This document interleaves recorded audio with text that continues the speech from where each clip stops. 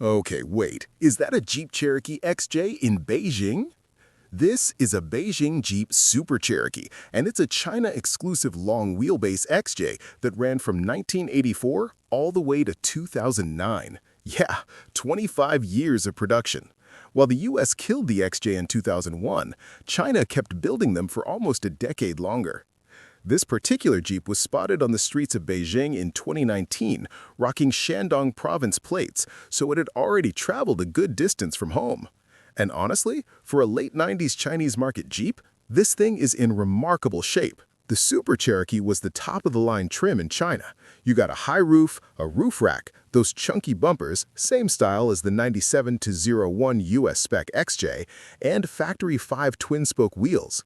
The wheelbase was stretched 4 inches over a standard XJ, and that extra room in the back seat is immediately noticeable.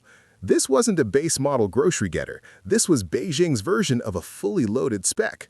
Under the hood, most of these ran a 2.5-liter four-banger making 136 horsepower and 133 pound-feet of torque, sending power to the rear wheels only through a 5-speed manual. Yeah, rear-wheel drive only on this one. You could option the 4.0 inline-6 with four-wheel drive, but the 2.5 rear-wheel drive version is by far the more common find on the street. The factory designation BJ7250EA was still displayed on the car with a cool shadowed font sticker, something manufacturers stopped doing later on.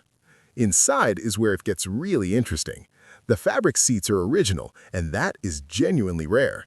The factory cloth quality wasn't great, so most Chinese XJ owners either threw seat covers on or had them reupholstered in leather or new fabric. Finding one with the original seats still intact and in decent shape is a big deal for a car this age. The radio and speakers are aftermarket, which is pretty standard, but those seatbelt buckles, those are special. They were made of metal and they look great. At some point, the manufacturer just stopped producing them, and now they're almost impossible to find. Now, here's the thing about these cars in China today. Emissions regulations have gotten progressively stricter in major cities like Beijing, and the XJ has taken a hit because of it. A lot of these were scrapped outright. Others got sold off to provinces where the regulations aren't as tight yet, which is probably the story behind those Shandong plates on this one. The XJ did eventually die in China, but it had a longer run there than almost anywhere else in the world. And clean examples like this one with original seats, solid body, and a killer chrome grille are getting harder and harder to find on Beijing streets.